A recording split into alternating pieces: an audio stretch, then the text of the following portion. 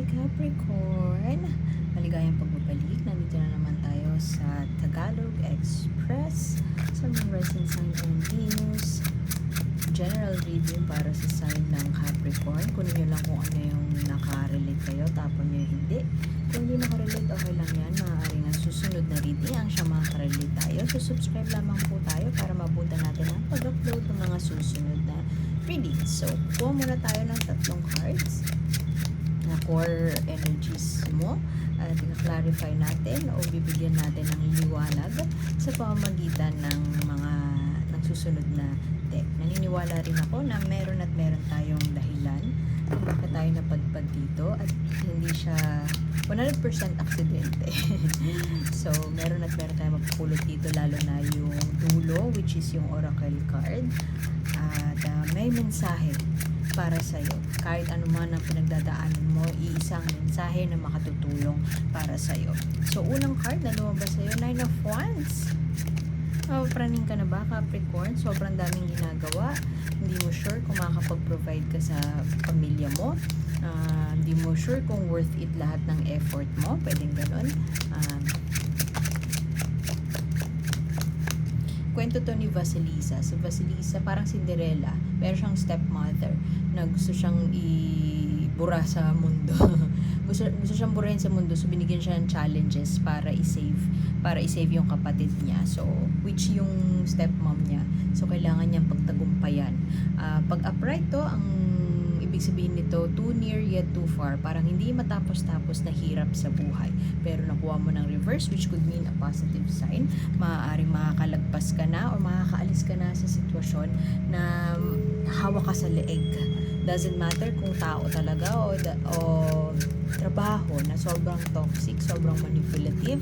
Pwedeng existence to ng tao, sobrang authoritative figure sa buhay mo. Hindi mo na alam ang gagawin dahil walking on eggshells ka. Ano ibig sabihin ng walking on eggshells? Kahit anong gawin mo, napupunan niya, nininitpick niya, pinupunan niya yung mga maliliit na bagay na hindi naman dapat punahin.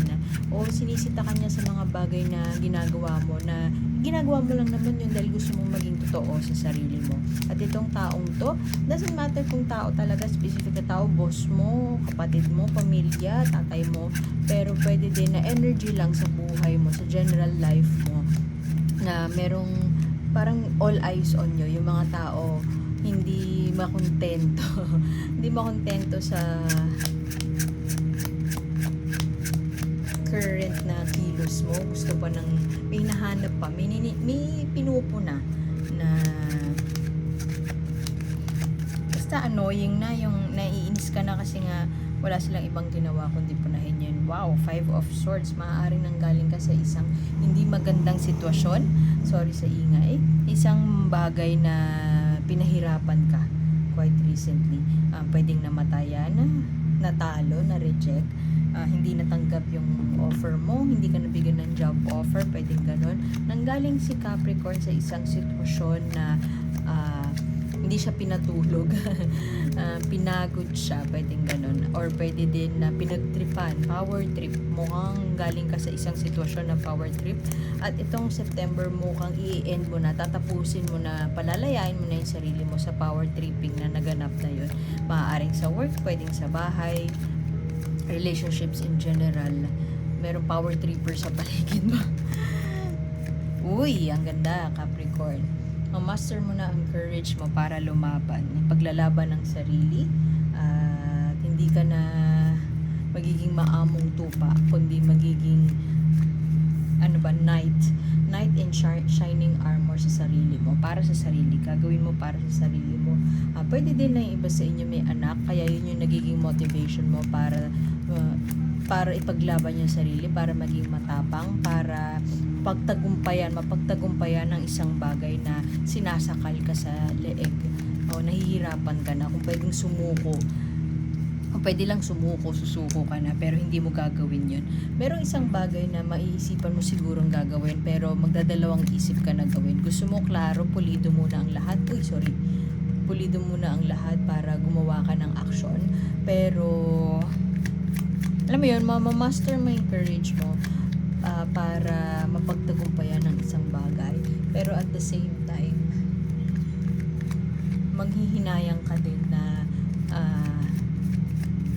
gawan na ng action. I mean, sa isip mo parang, yes, ito na ang pagkakataon, umalis na ako, okay na to. Tas may naisip ka na dapat i-follow through mo o gawin mo after that, pero magdadalawang isip ka munang gawin yun. Tingnan mo, nakuha mo si Vasilisa twice.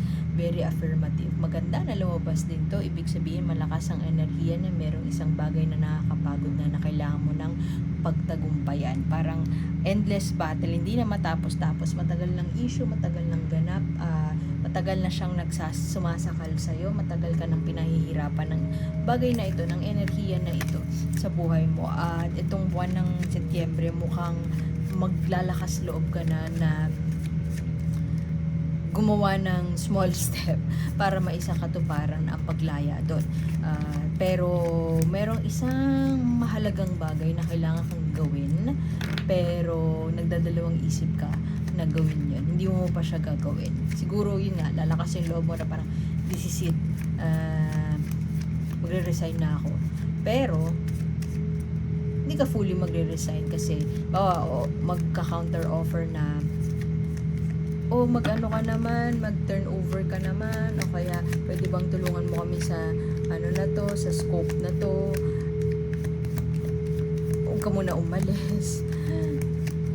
Mukhang gagawin mo siya, pwede ganun. Kumbaga buo na yung loob mo para umalis, pero hindi ka totally aalis. See, matagal lang issue to sa buhay mo. Tingnan mo, nasa tower ka, nasa tuktok ka ng tower. Tower to. Ang tower kasi isa siyang sampal, malaking sampal ni universe. Isang bagay na masisira, mawawasak sa buhay mo, pero karapat dapat siyang masira kasi umpisa pa lang, hindi mo na siya deserve. So, isang bagay ito na masakit, isang bagay na hindi expected, pero medyo expected mo na din kasi for the longest time, hindi mo siya kino-confront. Pwede kung meron kang kaaway sa opisina, meron kang hindi kasundo, nagpaplastikan lang kayo, pero darating din sa point na magkakasagutan na kayo. Yun yung tower moment. Pwede din sa isang relasyon, matagal na kayong wala na, parang cold na sa isa't isa, pero hindi nyo nagkikibit balikat kayo, hindi nyo pinapansin, hindi nyo pinag-uusapan. May elephant in the room, ibig sabihin merong issue na unwritten rule siya. Hindi nyo pinag-uusapan pero may something wrong, may issue na hindi nyo hinaharap, hindi nyo kino-confront.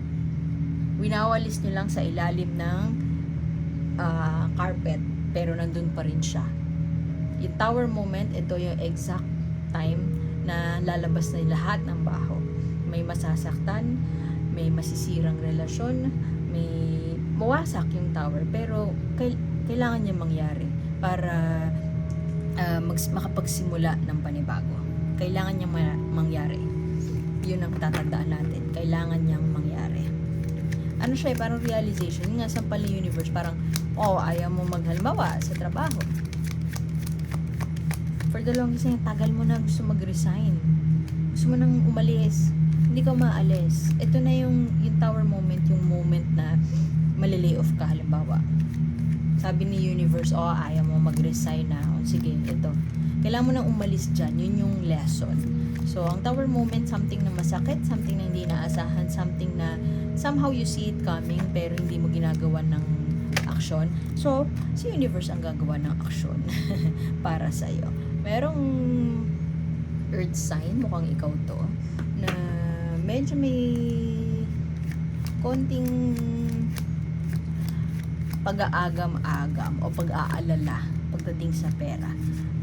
Maaaring nagdadalawang isip na kumilos, mag-take ng risk. Hindi basta-basta mag-take ng risk si Capricorn. Unang-una, Capricorn siya. Pangalawa, hindi siya basta-basta mag-take ng risk kasi meron mga taong nakadepende sa desisyon niya. So, maaari nga, I'm talking to a Capricorn na nanay at nagdadalawang isip siya na gumawa ng drastic na pagbabago sa buhay kasi maaapektuhan lahat ng nasa paligid niya, asawa niya, anak niya, at hindi siya nakakatulong. Maaaring hindi siya makatulong. Failure. Ito na naman to, grabe, repeat cards, Capricorn, maganda. Ibig sabihin, affirmative siya. Ito yung mga malalakas na enerhiya na nakikita natin sa iyong reading. 5 of Swords. Merong battle na magaganap. Pero ingat ka sa pagpapadalos-dalos or ingat ka na masyadong mapusok, masyadong matapang kasi maaaring hindi mo mapagtagumpayan ang laban na ito kung gagawin mo siya sa marahas na paraan. Hindi ko sinasabi na papatay ka, magiging violente ka. Pero at a point na dumating na tong sampal ni universe, may tendency ka na mag-lash out, na magwala, yung ganun. Once na, halimbawa, bawa lang hindi ko sinasabi na ito yung sitwasyon mo kasi hindi ko naman nakikita yung third party. Halimbawa, merong sitwasyon sa buhay mo na nakakakutob ka na merong kabit yung asawa mo or may third party. Ang tower moment dun, yung kapag lumabas, nahuli mo na. Nahuli mo yung chat, nahuli mo yung harap-harapan. Ano yung maaaring, ito, 5 of Swords moment dun, nasaktan ka, so, susugurin mo. Sugurin mo sila, pwede din gagawa ng crime of passion, ganon. Yun yung 5 of Swords doon. Anything na gagawin mo drastically na hindi pinag-isipan or makakasakit ng ibang tao, matatalo ka lang sa part na yun. So, ingat ka. Ay. Ano ang pumipigil sa atin, Capricorn? Yung cards mo may not be all too positive. May padating na hindi mo inaasahan, may padating na maaaring magdulot ng sama ng loob sa'yo. Pero kung papunta na rin lang yun, ano pang hinihintay mo? Ba't di mo pa harapin yun o gumawa ng action para makaalis na dun? Hindi mo mapipigilan kung ano man yung nakikita mong parating. Maaaring yung iba sa inyo pinipigilan na gumawa ng action kasi ayaw niyang masaktan ng maaga. Pero yung cards mo sinasabi sa'yo, masasaktan at masasaktan ka rin. So, why delay? I am good enough to be here. Baka may imposter syndrome si Capricorn. Ayaw magsimula ng new business ito, new job, new role. Ayaw mong tanggapin yung offer of a new role. Siguro kasi iniisip mo na hindi mo deserve. Parang ganito yung tema nung last month na reading mo, Capricorn. Feeling mo hindi mo deserve yung mga blessings o mga offer na binibigay sa'yo ngayon. So, ang gagawin mo, hintayin mo na lang yung sampal ni universe para si universe na yung magpaalis sa'yo kung nasaan mang kalugmukan ikaw nasaan ngayon. See, tingnan mo, merong isang laban na hindi matapos-tapos, hindi ma-resolve, at bibigyan ka pa niya ng heartache. Maaaring sa relationships nga ito, hindi ko nakita kasi wala akong nakitang kahit anong cup sa'yo. So, maaaring hindi to romantic relationship. Pero, maaaring applicable siya in relationships in general. Kasi, merong isang laban na hindi matapos-tapos at alam mong papunta na dun pero ayaw mong gumawa ng step para ma-resolve na siya once and for all. Siguro kasi alam mo, ayaw mo masaktan, hindi ka ready na masaktan. Pero darating ang panahon at gagawa sa universe ng paraan para mangyari yun. Hindi mo siya mapipigilan. Masasaktan at masasaktan ka, Capricorn. So, might as well, palayaan mo na yung sarili mo ng maaga-aga pa. O pwede rin na kung ano man yung iniisip mo na i-pursue, tanggapin mo na. Kasi you are good enough to be there. Maaaring yung mga tao, hindi mo kailangan i-prove yung sarili mo kasi deserve mo siya. Ikaw lang ang hindi naniniwala. Dapat ikaw yung first fan ng sarili mo. Maaaring hindi ka naniniwala sa kakayahan mo. May nahulog. Ewan ko, walang tiwala sa sarili. See, ayan na ang cup. Self-care, self-love, tiwala sa sarili. Baka nga sa relasyon ito, darating na yung point na ito na, this is it, yung hiwalayan. Pero, kailangan niya magsimula sa pag-alaga sa sarili. So, huwag mo nga kalimutan yung sarili mo. Hindi ka ba natutulog? Entertain mo na lang yung kapraningan. At hindi ka na nagpapahinga. Kailangan mo magpahinga, Capricorn. Because it will end in tragedy kung wala tayong titira sa sarili mo. I mean, okay na yung ibigay mo lahat ng meron ka. Kung gano'n ka talaga magmahal. Kahit pa trabaho yan, kung gano'n mo kamahal yung trabaho mo. Pero, it will always help you in the long run. Kung may titira ka sa sarili mo, mano man lang yung magpahinga, matulog.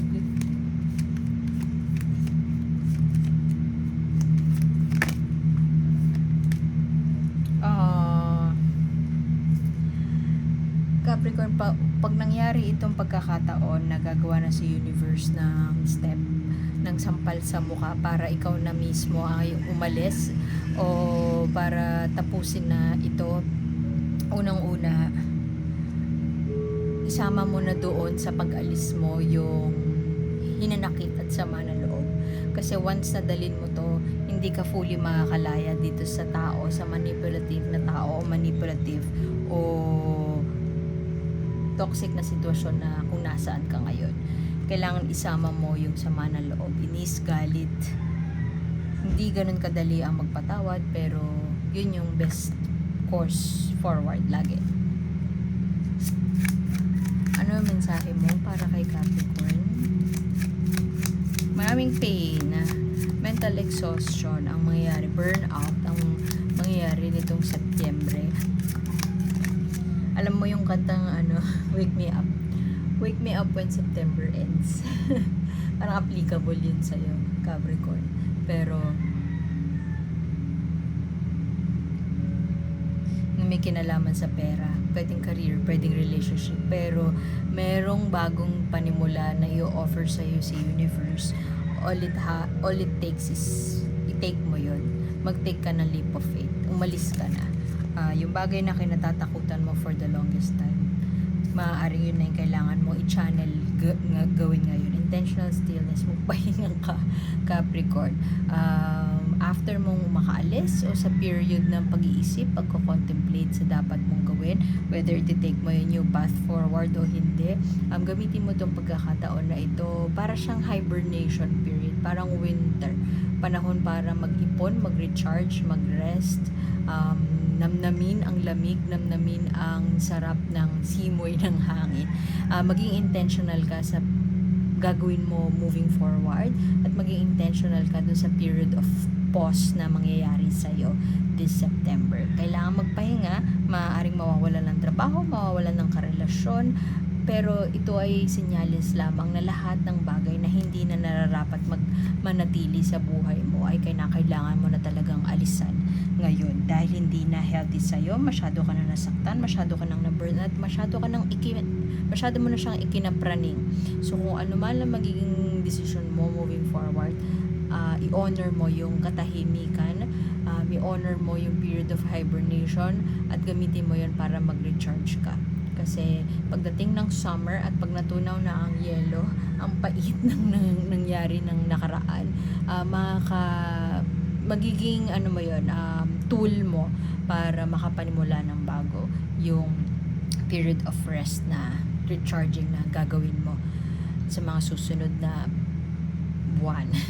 So, iwan ko na yun doon na like, share, and subscribe lamang po at sana makita ko po kayo ulit next time. My name is A and salamat. Bye-bye.